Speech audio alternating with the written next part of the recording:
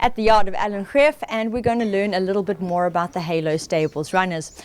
In race 1 on Friday, the yard will start with Igisha, which is this lovely, huge lady joining me in pick. She'll be having her very first start. She's a 3-year-old by Heavenly Blue. In fact, she's a full sister to Holocene, who runs a little bit later in the day. She'll be joined by Fantasy Girl. Now, we all know the story with her. Plenty of ability, but battling to put it together on race day. Yeah, morning Nadine. She's a big filly and she's going to have her first run. She's most probably going to need this run, and we'll take her from there. Fantasy Girl, well, you know, she'll hit the jackpot one day. Just needs everything to go her way, and we'll just have to wait and see with her. She's filly, like I said, work is incredible, but her races, she just hasn't put them together yet. And that can be very frustrating. We move to race 3, another 2 runners here, and One Wish and Burn Bright will both be trying further for the first time. And Alan, it bodes well for both of them. I know that One Wish has been running like she wants further, and Burn Bright, you've always said, just needs those educational runs over sprints before stepping up in ground.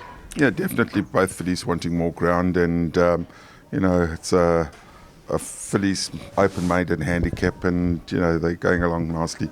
One Wish I thought ran a good race last time over a bit further, and hopefully Burn Bright will follow in her footsteps, stepping up in distance as well. The coupling in race 4 is Arturo and Marquez. Now, Arturo for me is definitely a runner of interest as he cuts back to 1200. Marquez, he was back off an enforced break last time out, and he ran on very well late. Yeah, Arturo drawn nicely, and I think, you know, he doesn't really know how to run a bad race. Normally he gives his best, and I think back to 1200 suits him. Marquez, I thought, was a good run after a little bit of a enforced layoff, and you know, he's the type of horse that you can't leave out. Moving to race 5, the 3 runners Inherit the Rain, always thereabouts, always a quartet inclusion. The Mauritian, he races off 2 really good efforts in the last 2 legs of the East Cape Poly Challenge, and Dr. Faustus will make his local and poly debut, relocating from the Highveld. Yeah, Inherit the Rain, I mean, he's always close by, never far off them, a length and just under 2.5 lengths behind the winners, and knocking on the door. The Mauritian ran a credible race behind King's Regent last time, and have added the blinkers onto him. Dr. Faustus having his first run, bottom weight, and you know, we take him from there. His Joburg form's not too far off them, but he might be just a little bit too strong for or the field might be a little bit too strong, but that's a starting point for him. 4 runners in race 5. Splice, the main brace, looked to have needed her last off a break, or possibly didn't enjoy the sticky conditions. Whatever the case, expect better. Can't Say No recorded a great 3rd career win last time out, a really steady performer. They'll be joined by First Wish and Eat, Pray, Love, who's done nothing but improve since back from a break. Yeah, Splice, the main brace, I think needed the run maybe, but definitely didn't enjoy the going as well.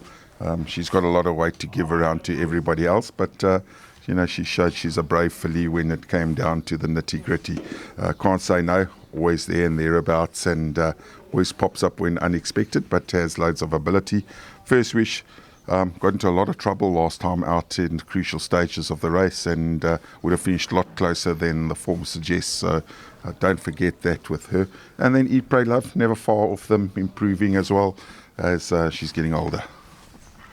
In race 7, 3 runners step out, and here Catch Your Breath will be in action, a facile winner of her last. She's actually 2 for 2 over track and trip. Holocene always about the action, trying hard in his recent starts, and Empire Blue definitely better than his last. Disregard, this type of trip on poly has seen him produce some decent results. Yeah, Catch Your Breath won really well last time, and I think she could quite easily follow up, albeit it against the boys. Empire Blue, I agree with you, he does prefer the poly, and you know, he's going to be thereabouts again. Holocene finished 7th, not too far off them last time, and you know, he can pop up. He has been a little bit unreliable and sketchy with his form. And finishing in race 8 will be Sikadiday. Now, she ran a great race last time out where she was really finishing well. Unfortunately, though, she does come in here as top weight against multiple winners, as a one-time winner. It always makes it a bit tougher.